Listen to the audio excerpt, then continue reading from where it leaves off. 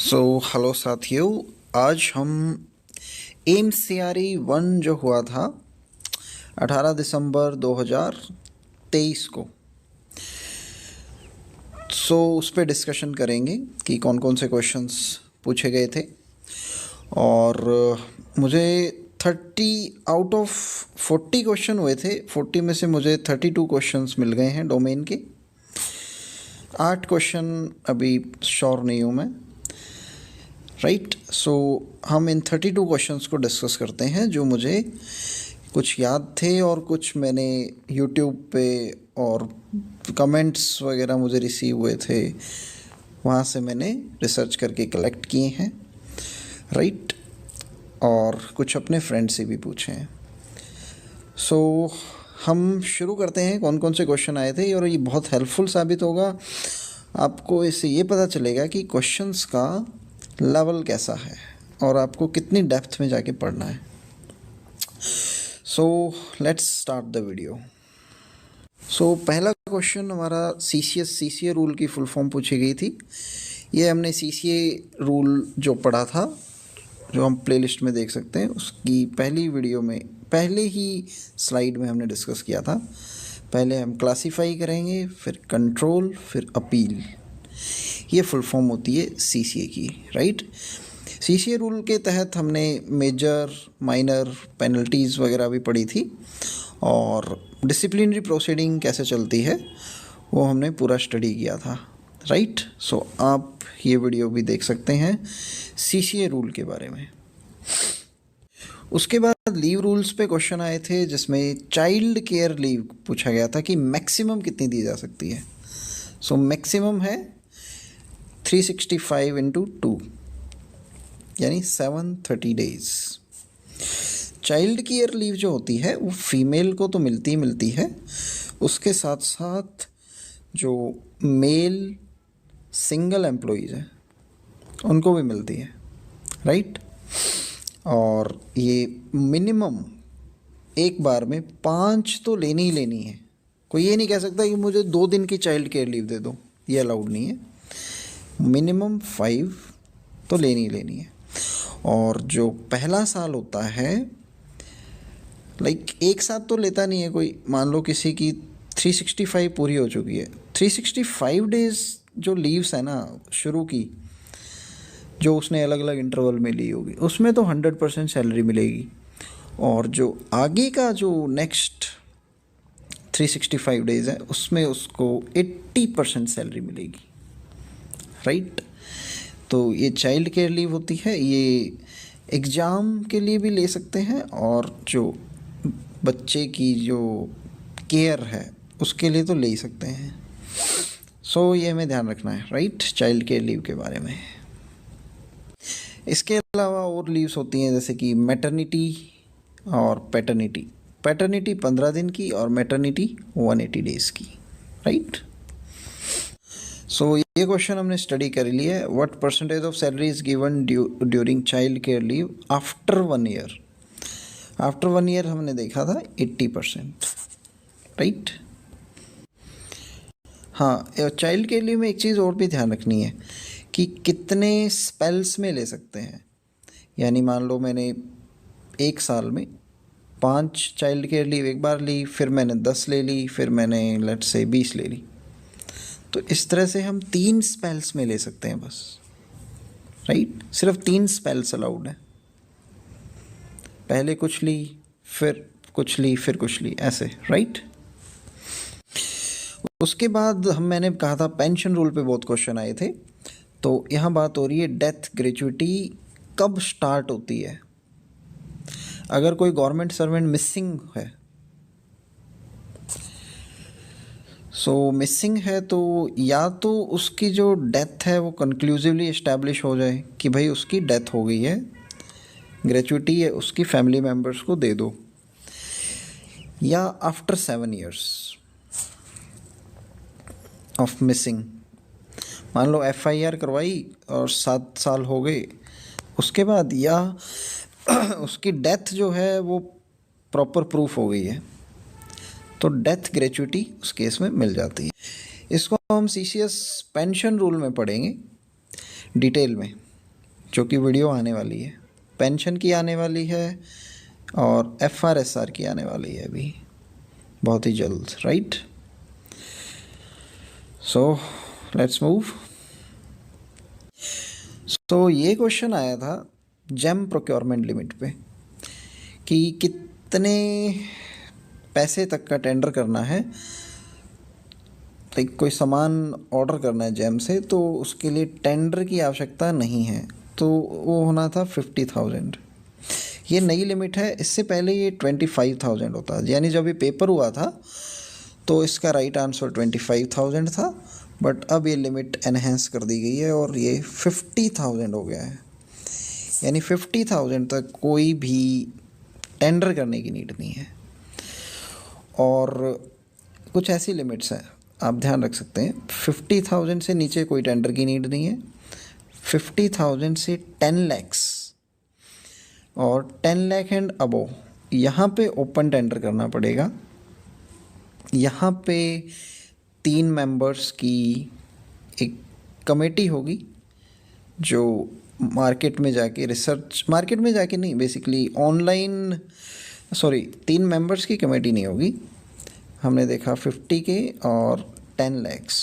इसके बीच में जो होगा ना, इसमें हम ऑनलाइन जो जेम पोर्टल है ना, उसमें 3 डिफरेंट जो वेंडर्स हैं उनका सामान कंपेयर करेंगे और जो लोएस्ट होगा उससे सामान ले लेंगे। तो 3 यहाँ पे कंपैरिजन होगा तीनों के बीच। और 10 लाख से ऊपर है तो ओपन टेंडर। ओपन टेंडर यानी कि हम प्रॉपर टेंडर निकालेंगे और उसमें ओपन पार्टिसिपेट करेंगे लोग, बहुत सारे वेंडर्स, फिर उसमें से जो लोएस्ट होगा L1 उसको हम चुन लेंगे, उससे हम सामान ले लेंगे। सो ये जेम पोर्टल से इस बार भी क्वेश्चन आने की पूरी संभावना है, राइट। सो एक क्वेश्चन था, what is the maximum procurement limit for GeM government e market place. So maximum limit बतानी है हमें। उसके बाद जो छठा क्वेश्चन है, ये क्वेश्चन थोड़ा सा रॉन्ग हो गया है, यहाँ पे कुछ और होना था, यहाँ होना था what is the maximum procurement limit for limited tender inquiry, right. तो इसका आंसर होगा 50 lakhs। एक होता है लिमिटेड टेंडर इंक्वायरी, जिसके अंदर हम कुछ अपने गिने चुने वेंडर्स को बुलाते हैं, अपने रजिस्टर्ड वेंडर्स को, भी हमें ये सामान चाहिए। एक होता है एडवर्टाइज्ड टेंडर इंक्वायरी, इसमें हम प्रॉपर एडवर्टीजमेंट निकालते हैं अखबार में। तो ये तब चाहिए होता है जब हमें 50 लाख से ज़्यादा का सामान लेना हो, और लिमिटेड टेंडर इंक्वायरी निकालते हैं जब 50 लाख से कम का लेना हो। ये लिमिट पहले अलग हुआ करती थी, ये रिवाइज हुई है अभी, तो ये 50 लाख है अभी लिमिट। तो ये क्वेश्चन बहुत इंपॉर्टेंट है। एडवर्टीज्ड टेंडर इंक्वायरी जिसमें अखबार में एडवर्टीजमेंट निकालते हैं, लिमिटेड टेंडर इंक्वायरी जहां हम अपने गिने चुने वेंडर्स को भेजते हैं बाय पोस्ट कि भाई हमें सामान चाहिए। इसमें हम यूजुअली अपने रजिस्टर्ड सप्लायर से ही कांटेक्ट करते हैं। तो ये 50 लाख जो है मैक्सिमम लिमिट है, इससे ज़्यादा का अगर ख़रीदना है तो एडवर्टीजमेंट करना पड़ेगा, राइट। सो ये चीज़ आप यहाँ पढ़ सकते हैं। रूल 162 में था GFR के लिमिटेड टेंडर इंक्वायरी, ये पहले 25 लाख था, अभी ये 50 लाख हो गया है लिमिटेड टेंडर इंक्वायरी, राइट। सो ये जो चीज़ें GFR की रिवाइज़ हुई है, इस पर मैं एक वीडियो लेके आऊँगा जिसमें जितनी भी लिमिट्स हैं वो सारी रिवाइज हो चुकी हैं। हमें GFR की जो लिमिट्स थी उसको एक बार फिर से करना पड़ेगा। सो उसकी आपको चिंता करने की आवश्यकता नहीं है। GFR पे मैं एक रिवाइज्ड वीडियो 2-3 दिन में ले आऊँगा, वो आप देख सकते हैं। और उसमें से 3 क्वेश्चन तो आप मान के चलो फिक्स हैं, 3 तो नहीं, इस बार ज़्यादा आएंगे, 5 क्वेश्चंस ये तो आप मान के चलो, राइट। सो उसकी चिंता आपको नहीं करनी है, I will do that. So फिर है at what age does family pension for a son stop. ये जो बेटा है ना, जैसे कोई गवर्नमेंट एम्प्लॉई था, गवर्नमेंट एम्प्लॉई, उसकी हो जाती है डेथ, तो अब मिलती है फैमिली पेंशन। फैमिली पेंशन, तो फैमिली पेंशन अगर उसकी वाइफ नहीं है तो फिर बेटे और बेटियों को मिलती है। बेटे की 25 साल के बाद स्टॉप हो जाती है, और बेटी जो है अगर वो अनमैरिड है तो उस पर कोई लिमिट नहीं है। अगर वो अनमैरिड है, डिवोर्स्ड है, सेपरेटेड है, तो उस पर ऐसी कोई लिमिट नहीं है, राइट।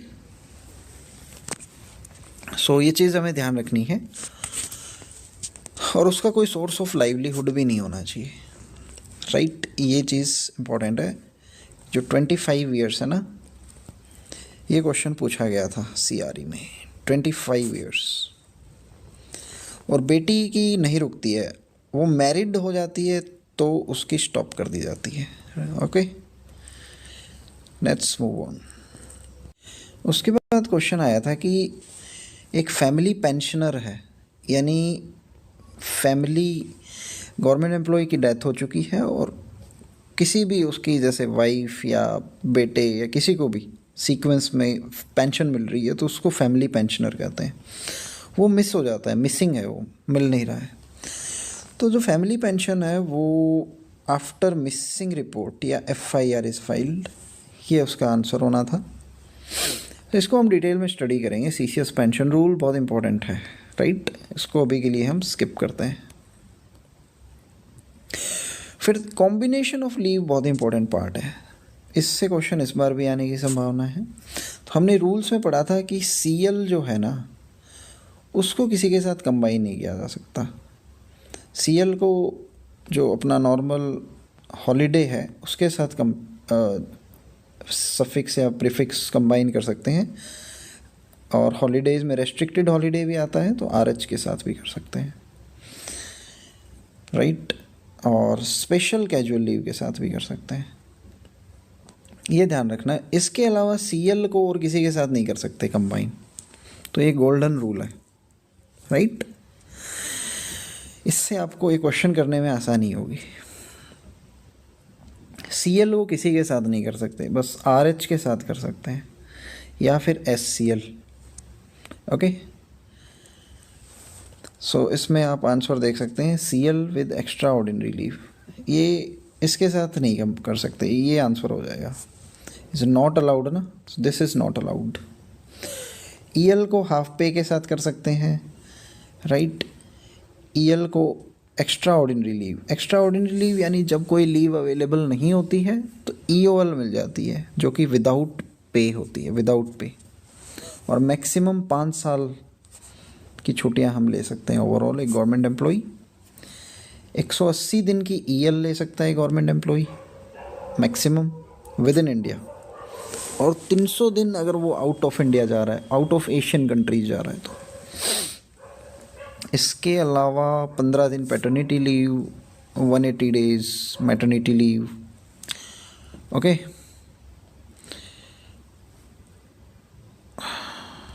और ये जो है स्टडी लीव, ये 24 मंथ्स यानी 2 साल की स्टडी लीव, राइट। इसको अर्नड लीव के साथ कंबाइन कर सकते हैं स्टडी लीव को, right. So let's move on.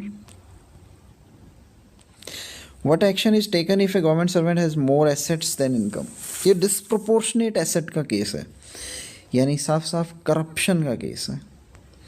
Corruption होती है तो गवर्नमेंट सर्वेंट को टर्मिनेट किया जाता है, इसको हम डिसमिस भी कह सकते हैं, हमेशा के लिए टर्मिनेट, यानी वो फिर दोबारा गवर्नमेंट सर्विस में आ ही नहीं सकता। करप्शन जो है बहुत ही सीरियस बात होती है, ये मेजर पेनल्टी में हमने पढ़ा था CCA रूल में, right.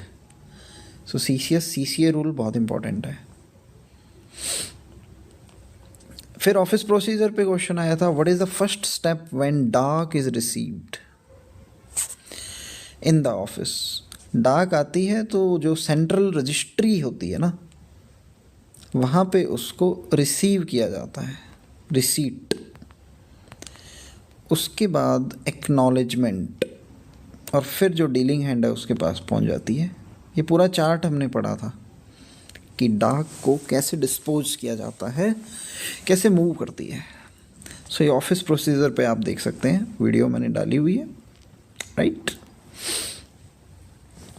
When is deemed suspension considered for government servant detained for more than 48 hours?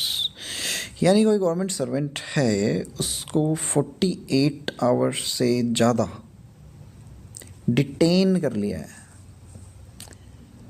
Police ने, सो उसको सस्पेंड करना बनता है। और उसको जो सस्पेंड किया जाएगा, क्या वो इस 48 आवर्स के बाद शुरू होगा या जब से उसको डिटेन किया था उससे शुरू होगा? तो वो यहाँ से शुरू होगा, यहाँ से,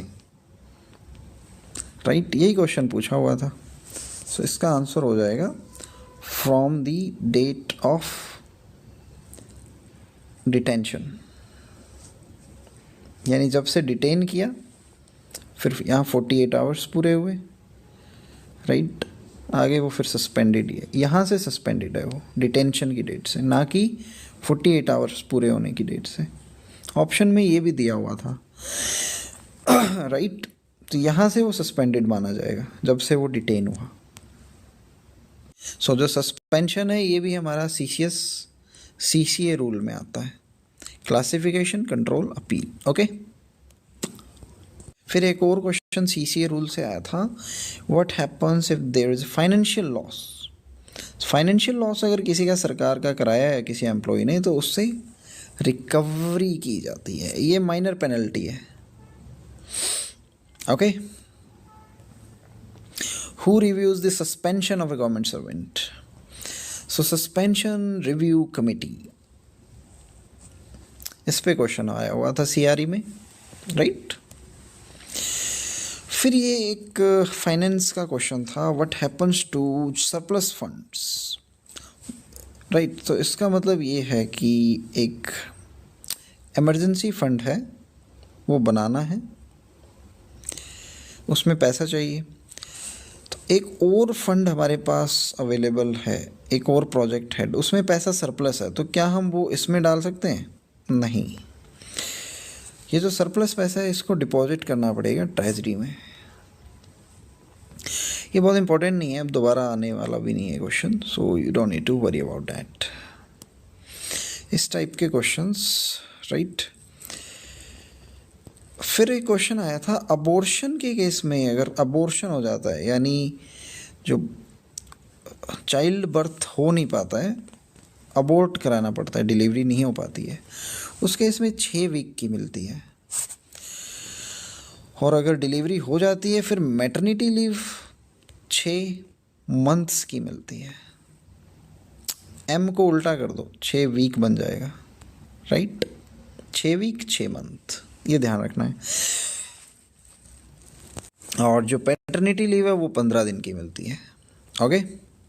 study leave 24 months, paternity leave 15 days, okay.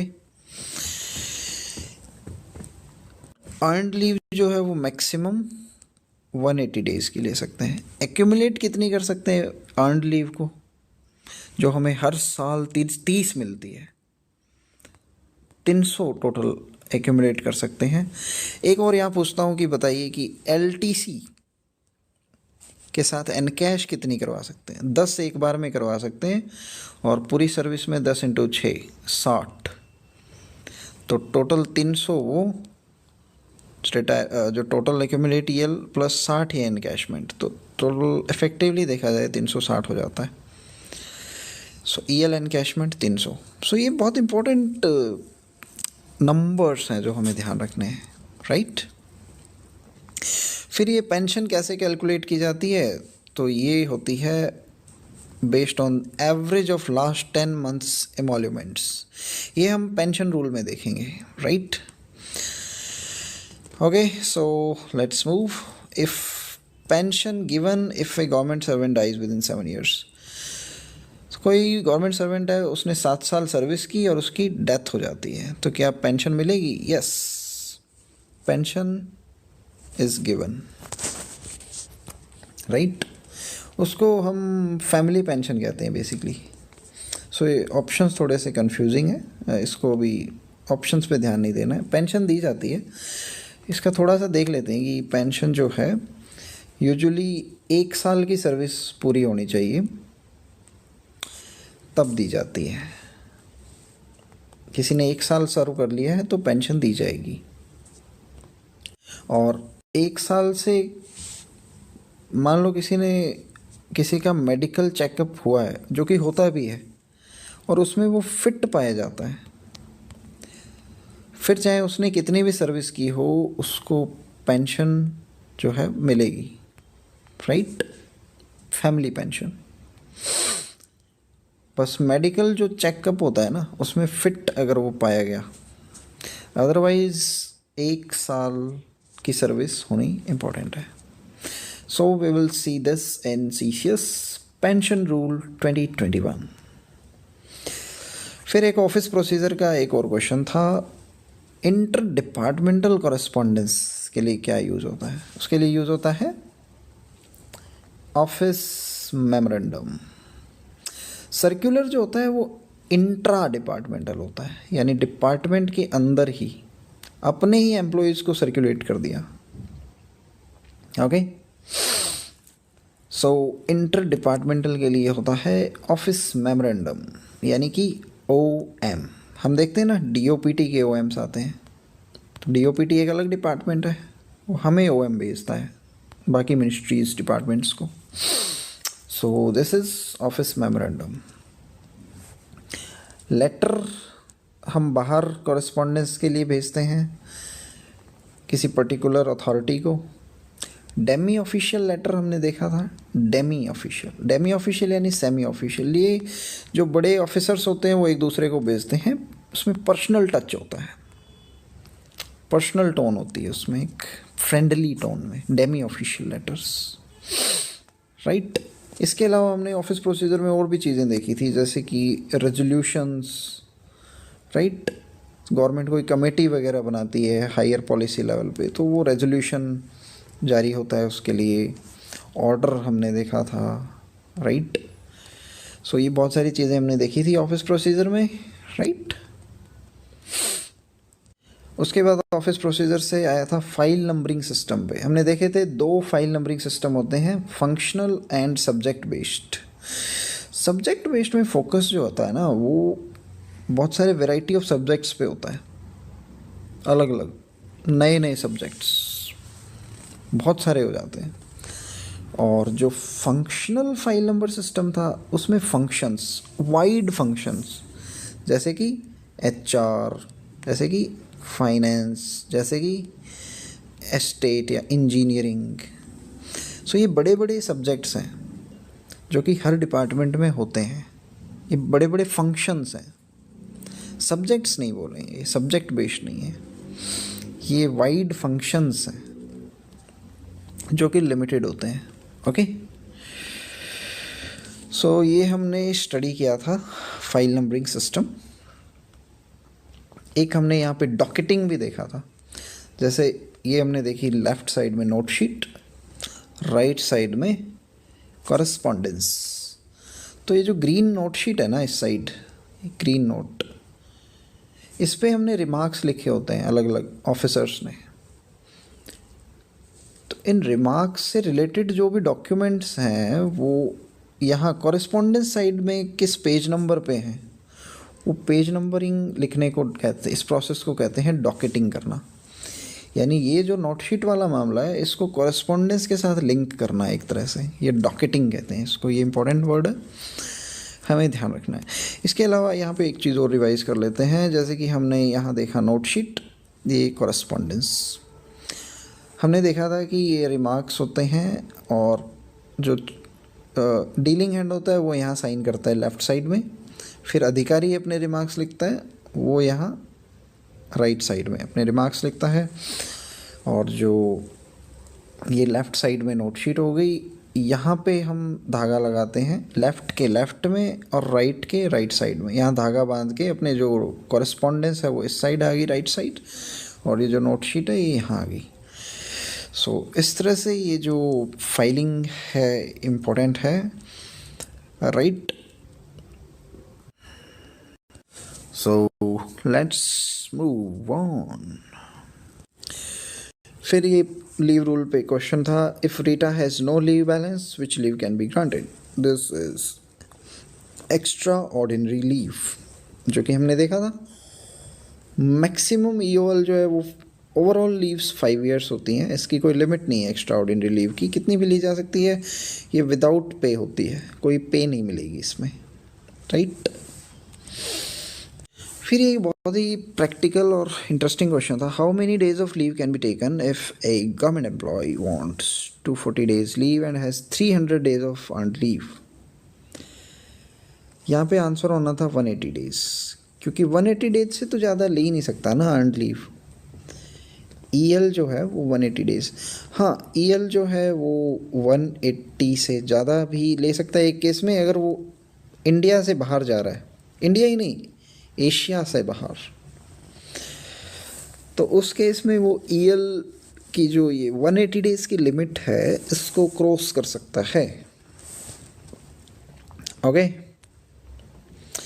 Can a family pension be discontinued if the pensioner is convicted of a crime. हाँ बिल्कुल, जो कॉम्पिटेंट अथॉरिटी है वो उसको जो पेंशन है उसको टेम्परेरीली या परमानेंटली डिसकंटिन्यू कर सकती है, लेकिन हाँ वो जो है क्राइम उसने किया होना चाहिए, क्रिमिनल ऑफेंस कुछ किया हो तो पेंशन उसकी रोकी जा सकती है। फिर एक क्वेश्चन आया था कि सस्पेंशन अगर 90 दिन तक कोई सुनवाई नहीं हुई उस एम्प्लॉय की, यानी 90 दिन तक कोई एक्शन ही नहीं लिया उसकी सस्पेंशन की अपील पे, तो जो एम्प्लॉय है उसको री इंस्टेट कर दिया जाता है, यानी कि वापस सर्विस में रेगुलराइज कर दिया जाता है। सो सस्पेंशन हमने सीसीए रूल में देखा था, you can see that. If Rahul पे फोकस करना, ये प्रैक्टिकल क्वेश्चन भी आए थे। फैमिली पेंशनर जो है gets a job, what happens to his pension. Job मिल जाती है तो इट इज स्टॉप्ड, उसको पेंशन नहीं मिलती है। हमने देखा था कि जो राहुल यानी सन जो है उसको 25 ईयर्स की एज तक मिलती है। फीमेल के केस में ऐसी रेस्ट्रिक्शन नहीं है, हाँ अगर वो शादी कर लेती है तो उसकी पेंशन रुक जाएगी, राइट। सन के केस में 25 ईयर्स की लिमिट है, ओके। उसके बाद उसको किसी भी कंडीशन पे पेंशन नहीं मिलेगी। सिमिलर क्वेश्चन आया था, what happens to Meena an unmarried family pensioner when she turns 25, so she continues receiving family pension. Unmarried है और एक चीज़ क्लियर नहीं की यहाँ पे कि उसका कोई लाइवलीहुड है या नहीं। अगर लाइवलीहुड नहीं है तो पेंशन मिलेगी, ओके। फिर था, what is the maximum study leave a government servant can take. Study leave पे कई क्वेश्चन आए थे, तो स्टडी लीव को बहुत ध्यान से पढ़ के जाना, राइट। हमने करवाया भी है 2 ईयर्स 24 मंथ्स, और मैंडेटरी सर्विस भी करनी पड़ती है 3 साल की वहाँ से आने के बाद। अदरवाइज ये जो स्टडी लीव के दौरान पैसा मिला था ना, 2 साल फ्री का पैसा, इसकी रिकवरी हो जाती है। तो 3 साल मैंडेटरी सर्विस स्टडी लीव से लौटने के बाद करनी पड़ेगी। और ये यहाँ पे लिखा हुआ है, what is the minimum service required for a government servant to be eligible for study leave. ये हो जाएगा 5 साल। 5 साल की सर्विस मान लो यहाँ हो जाती है, तो यहाँ ये बंदा 2 साल की स्टडी लीव पे जा सकता है, ठीक है। यहाँ वो लौट के आ जाता है, उसके बाद उसको 3 साल की सर्विस करनी पड़ेगी। नहीं करता है तो ये 2 साल जो उसने फ्री का पैसा लिया है ये उससे रिकवर कर लिया जाएगा, ओके। और स्टडी लीव तभी मिलती है अगर वो जो आप लीव लेके जा रहे हो वो गवर्नमेंट के किसी काम की हो, वो आपके काम में हेल्प कर रही हो, आपकी प्रोडक्टिविटी में हेल्प कर रही हो, या आप जिस फील्ड में हैं, जैसे मान लेते हैं आप जूनियर इंजीनियर हैं, तो आप फर्दर एमटेक या फर्दर किसी इंस्टीट्यूट में ट्रेनिंग या कैपेसिटी बिल्डिंग के लिए जा सकते हैं, राइट? क्योंकि वो आपको फर्दर आपकी जॉब को करने में हेल्प करेगी। ये स्टडी लीव का मामला है। After study leave what is the minimum mandatory period? ये हो गया 3 years। सो ये स्टडी लीव पे 3-4 क्वेश्चन आए थे, मुझे एग्जैक्ट और ध्यान नहीं आ रहे हैं, मुझे अभी फ़िलहाल ये 3 क्वेश्चन ही याद आ रहे हैं। आई थिंक 3 ही क्वेश्चन आए थे, राइट? फिर 2-3 कंप्यूटर के क्वेश्चन थे। What is fishing? कंप्यूटर बहुत ही बेसिक आता है, आपको बहुत चिंता नहीं करनी है। What is a phishing? Phishing is security attack to steal data through fraudulent means. So this is phishing. What is a firewall? You know, this is a barrier. Yeah, it's software that blocks unauthorized access to a network. This is firewall. फिर था RAM की full form, random access memory. ये जो RAM है ये volatile memory होती है, यानी कि इसमें जो डेटा है वो बहुत टाइम तक स्टोर नहीं हो रहता। रोम होता है रीड ओनली मेमोरी, ये हमारी जो परमानेंट स्टोरेज स्पेस है, हार्ड डिस्क जिसको कहते हैं, ये रोम जिसको कहते हैं।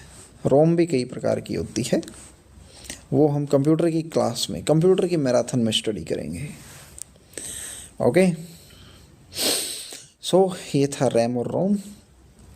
इसके अलावा और भी कुछ क्वेश्चंस थे जो मुझे अभी ध्यान नहीं आ रहे हैं, मैं अभी 32 ही क्वेश्चंस कलेक्ट कर पाया। सो आप यहाँ पे क्लियरली देख सकते हैं कि जो फोकस था वो था ऑफिस प्रोसीजर पे, सीसीए रूल पे, सीसीएस लीव रूल पे, फिर हमारा पेंशन रूल, ओके, और हमारा जो ये है पेंशन, लीव, सीसीए रूल और जीएफआर। यहाँ से सबसे ज़्यादा क्वेश्चंस आए हैं। ये 5 टॉपिक तो आप मान के चलिए बहुत इंपॉर्टेंट टॉपिक्स हैं। कौन से टॉपिक से नहीं आए बहुत ज़्यादा? एफआरएसआर कम पूछा गया था, इससे आने की संभावना इस बार बहुत ज़्यादा है। और एलटीसी रूल्स जो है उससे नहीं आया, ट्रैवलिंग अलाउंस रूल उससे भी कम आए थे। ओके, इनको हम इस बार स्टडी कर रहे हैं और इनसे क्वेश्चंस आने की पूरी संभावना है, राइट? सो मैंने बहुत सारी वीडियोस डाल चुका हूँ ऑलरेडी, जैसे कि जीएफआर मैंने कवर करा दिया है, उसकी रिवाइज्ड वीडियो आने वाली है। लीव रूल मैं डाल चुका हूँ, ओके, और जो हमारा सीसीए रूल है पेनल्टी वाला वो डाल चुका हूँ। ऑफिस प्रोसीजर मैंने अपलोड कर दिया है, एलटीसी मैंने अपलोड कर दिया है, और सीसीएस कंडक्ट रूल, सो कंडक्ट रूल पे भी मैं वीडियो डाल चुका हूँ। इस बार इससे क्वेश्चन ज़रूर आएंगे, और ख़ासकर वो लिमिट्स जैसे कि जो मैरिज में, जैसे कि 25,000 और 15,000 और 7500, ये गिफ्ट्स जो हैं 7500 तक का, ये शादी की बात कर रहा हूँ। शादी में 7500 का गिफ्ट ग्रुप सी वाले, 15,000 का बी वाले, और 25,000 वाला ग्रुप ए जो ऑफिसर्स हैं वो ले सकते हैं। ये लिमिट्स थी। इन जनरल जो होता है वो 1500 और 500 ग्रुप सी वाले और 1500 ग्रुप ए बी वाले। इससे ज़्यादा का गिफ्ट्स नहीं ले सकते हैं। ये जो लिमिट्स थी इस बार एमसीक्यू में कंडक्ट रूल से आ सकती हैं, हमें ध्यान रखना है। और भी थी जो आप देख सकते हैं, अभी मुझे यही इतना ही रिवाइज मैं करा पाऊँगा, राइट? सो ये सब क्वेश्चंस थे, इससे आपको आइडिया लग गया होगा कि 1 लाइनर क्वेश्चंस आते हैं। ये 18 दिसंबर 2023 को पेपर हुआ था, जिसके थ्रू हमने सिलेक्शन लिया है और इस बार फिर एक अपॉर्चुनिटी आई है आप लोगों के लिए। और पिछले साल तो गाइडेंस भी नहीं थी बिल्कुल भी मेरे पास। मैंने बहुत ही अलग अलग जगहों से सोर्सेज से पढ़ाई की और बहुत मुश्किल मुझे सामना करना पड़ा। सो दिस टाइम रिसोर्सेज भी हैं और डिटर्मिनेशन भी है। सो हमें सिलेक्शन इंश्योर करना है। Okay, so with these best wishes, I would like to wrap up this session. So, take care.